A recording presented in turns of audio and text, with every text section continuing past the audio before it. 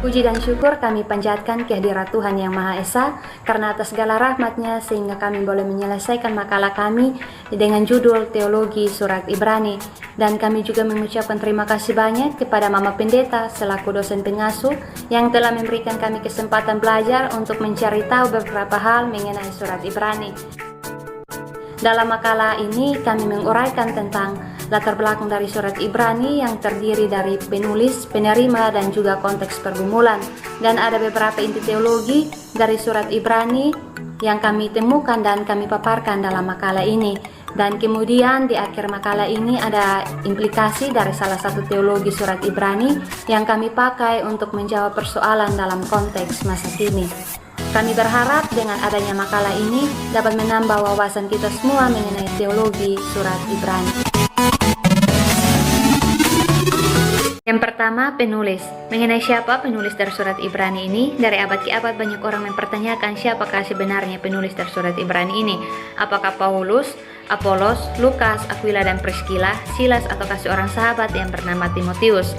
Adapun beberapa pendapat dari bapak-bapak gereja yang menyebutkan nama-nama tersebut, tetapi semuanya itu tidak dapat diterima karena tidak ada bukti yang kuat. Terkait penjelasannya, teman-teman bisa lihat sendiri dalam paper kami. Hingga kami kelompok menyimpulkan bahwa kami sepakat dengan pendapat Origenes yang mengatakan bahwa mengenai siapa penulis dari surat Ibrani ini hanyalah Tuhan sendiri yang mengetahui dengan pasti siapa penulis.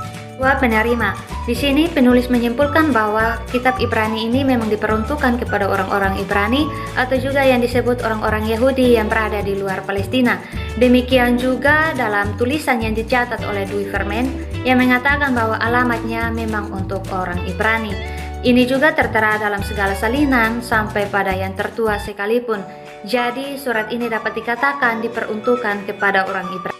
Ketiga, konteks pergumulan. Untuk melihat konteks yang ada dalam surat Ibrani ini, kita perlu mengetahui waktu penulisan dari surat Ibrani ini sendiri. Salah satunya keterangan terdapat dalam surat itu sendiri. Yang jelas bahwa surat ini ditulis untuk orang-orang Kristen generasi kedua. Ini terdapat pada pasal 2 ayat 1 hingga ayatnya yang keempat. Dan kemungkinan surat ini ditulis sekitar tahun 85 hingga 90 Masehi karena waktu ini agak sesuai dengan pembaca yang berasal dari angkatan kedua kekristenan. Dan persoalan yang terjadi pada saat itu ialah terjadi suatu tenggang waktu yang cukup lama setelah orang-orang itu menjadi percaya dan juga bertobat. Itu terdapat pada pasal 5 ayatnya yang ke-12. Sejak mereka menjadi Kristen, mereka mengalami penganiayaan. Itu terdapat pada pasal 10 ayat 32 hingga ayatnya yang ke-34. Karena iman mereka dipermalukan di depan umum, dipenjarakan, dan harta benda mereka pun dirampas. Komunitas ini juga terus menghadapi penindasan yang serius, tetapi mereka menghadapinya dengan berani. Walaupun di antara anggota jemaat ada yang mulai lesu imannya dan juga murtad. Itu terdapat pada Ibrani pasal 3 ayat 12 hingga ayatnya yang ke-13 dan Ibrani pasal 6 ayat 6 hingga 8 karena tertekan oleh berbagai kesulitan. Sehingga dalam surat ini mau menasehatkan mereka supaya tetap bertekun. Itu terdapat pada pasal 10 ayatnya yang Selanjutnya inti teologi. Yang pertama, Yesus adalah firman itu sendiri. Penulis surat ini memulai tulisannya dengan menyatakan bahwa pada mulanya Allah berbicara kepada manusia melalui para nabi, yaitu melalui Musa, Yosua, dan Daud. Semua yang dikatakan dalam kitab suci itu disampaikan Allah melalui para nabi. Akan tetapi, sekarang Allah telah berbicara melalui anaknya. Kualitas perkataannya melebihi apa yang dikatakan dalam kitab suci karena berasal dari firman itu sendiri. Ia telah ditetapkan sebagai yang berhak menerima segala yang ada. Oleh Dia Allah telah menjadikan alam semesta. Anaknya itu adalah Tuhan yang menyampaikan berita keselamatan kepada para pengikutnya yang mula-mula dan kepada para pembaca. Melalui penafsiran yang tepat, firman itu hidup dan kuat. Ia lebih tajam daripada pedang bermata dua manapun. Ia menusuk begitu dalam sehingga memisahkan jiwa dan roh, sendi-sendi dan sumsum. Ia sanggup membedakan pertimbangan dan pikiran hati kita. Yang kedua, Yesus adalah imam besar. Yesus adalah imam besar yang sempurna. Sebagai imam besar, ia telah masuk sekali untuk selama-lamanya ke dalam tempat kudus. Bukan membawa darah hewan, tetapi membawa darahnya sendiri. Yesus harus mati supaya ia bisa masuk ke dalam surga sebagai tabernakel yang lebih sempurna. Menurut penulis surat Ibrani, Kematian Yesus merupakan satu-satunya jalan yang melalui Ia menjadi imam besar terakhir yang mempersembahkan korban yang terakhir dan yang sempurna untuk pengampunan dosa. Persembahan tersebut memang jelas berbeda dari kurban-kurban hewan karena yang menjadi kurban ialah seorang anak manusia. Sifat dasarnya yang penuh sukarela yang sangat mencolok, perbedaan dari kurban hewan-hewan yang tak berdaya dalam sistem kurban Yahudi. Dalam surat Ibrani, pengorbanan dihubungkan dengan dosa. Dapat kita lihat dalam Ibrani 1 ayat 3, di mana penyucian dosa disebut secara khusus, tetapi karena penyucian itu mendahului peninggian yang dimaksud, yaitu penyaliban Kristus.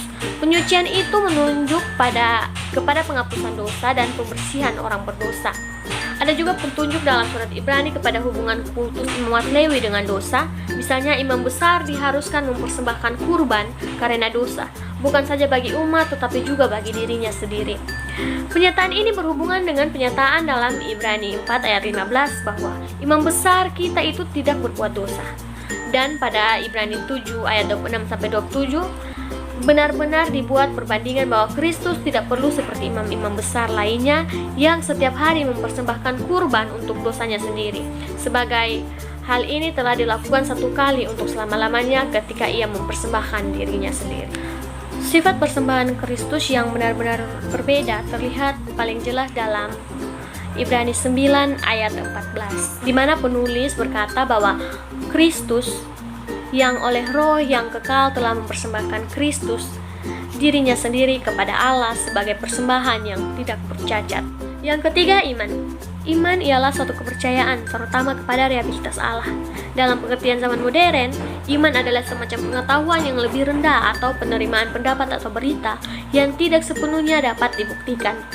Makna Alkitabiah iman lebih terletak pada hakikat komitmen, meskipun dalam kenyataan tersirat juga ada dasar yang membawa iman tidak dapat didukung dengan bukti historis secara keyakinan. Iman dalam bahasa aslinya menggunakan kata pistis dalam bentuk kata ganti orang pertama feminim umum, artinya iman, kepercayaan, dan komitmen setiap orang yang percaya akan Tuhan. Dalam pandangan Freeburg, sebagai keputusan untuk setia dan setia pada agama Kristen dan satu janji komitmen sebagai hukuman yang membawa iman kepastian, jaminan sebagai kebaikan Kristen yang terutama bersama dengan berharap dan cinta yang menandai yang percaya. Dalam perbandingan versi NKJV mengatakan bahwa no faith is the substance yang mengandung unsur dalam arti bahwa dasar yang terdapat dalam diri seseorang untuk mengambil suatu tindakan yang pasti. Menurut Henry, iman adalah dasar sesuatu yang kita harapkan. Iman dan harapan berjalan bersama-sama. Hal yang sama kita harapkan adalah hal yang kita imani. Iman adalah keyakinan dan harapan teguh bahwa Allah berkenan menggenapi semua yang telah dijanjikannya kepada kita dalam Kristus. Sekarang iman adalah unsur suatu harapan. Kata now faith artinya sekarang iman. Kata sekarang ini menunjukkan suatu keyakinan dan suatu penekanan bahwa iman adalah suatu harapan, keyakinan dan kenyataan dalam diri seorang. Pray menjelaskan bahwa iman adalah suatu tindakan yang menentukan dan yang terus-menerus. Iman mulai sebagai tindakan seorang yang membuang kepercayaan pada diri sendiri untuk mendapatkan keselamatan. Holmes pun juga menegaskan dalam bukunya, iman adalah respon manusia kepada penyataan diri Allah. Iman adalah dasar dari segala sesuatu yang kita harapkan dan bukti dari segala sesuatu yang kita lihat. Selanjutnya, implikasi. Dari beberapa teologi yang kami temukan, kami kelompok mengambil teologi iman Ibrani sebagai implikasi yang akan dikaitkan dengan persoalan masa kini mengenai pandemi COVID-19. Iman ialah suatu kepercayaan, terutama kepada realitas Allah. Menurut Henry, iman adalah dasar sesuatu yang kita harapkan. Iman dan harapan berjalan bersama-sama. Hal-hal yang kita harapkan adalah juga hal-hal yang kita imani. Iman adalah keyakinan dan harapan teguh bahwa Allah berkenan menggenapi semua yang telah dijanjikannya kepada kita di dalam Kristus. Dalam menjalankan iman, orang-orang percaya dipenuhi dengan sukacita yang mulia dan yang tidak terkatakan.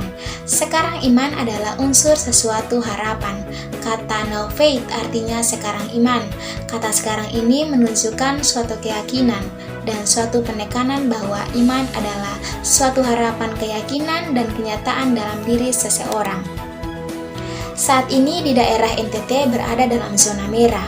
Tentu dalam keadaan seperti ini membuat banyak orang merasa ketakutan juga khawatir dan lebih berwas-was lagi dengan mematuhi setiap himbauan dari pemerintah, yaitu memakai masker, physical distancing, dan lain-lain. Dengan kondisi saat ini, kiranya iman kita tidak menjadi kendor, tetapi tetap berpengharapan dalam iman percaya kepada Tuhan. Yakini bahwa Tuhan akan memulihkan daerah NTT. Kondisi saat ini juga membuat kita tidak bisa berkumpul di gereja untuk beribadah bersama. Namun, meskipun demikian, kiranya keadaan ini tidak menjadikan kita untuk berhenti beribadah, tetapi kita tetap setia beribadah dengan menjalankan jadwal ibadah yang dibagi oleh gereja dengan penuh pengharapan bahwa Tuhan yang adalah firman yang hidup itu akan selalu menguatkan kita, dan Dia yang adalah kurban yang sempurna mampu melindungi kita dan menyelamatkan kita. Yang terakhir, penutup. Surat Ibrani merupakan surat yang ditujukan bagi orang Kristen generasi kedua yang mengalami penindasan. Situasi sulit saat itu membuat sebagian jemaat mulai lesu iman dan murtad, atau yang dimaksud ialah mereka yang cenderung mengundurkan diri dan menjadi tawar hati terhadap kepercayaan mereka, sehingga penulis bertujuan mengingatkan mereka untuk tetap hidup menurut kehendak Allah dan secara rela menerima keadaan mereka pada saat itu dan tetap bertekun dalam pengharapan kepada Allah. Dalam inti-inti teologi ini terdapat pembahasan yang diharapkan dapat menambah wawasan mengenai surat Ibrani ini. Terima kasih dan Tuhan memberkati.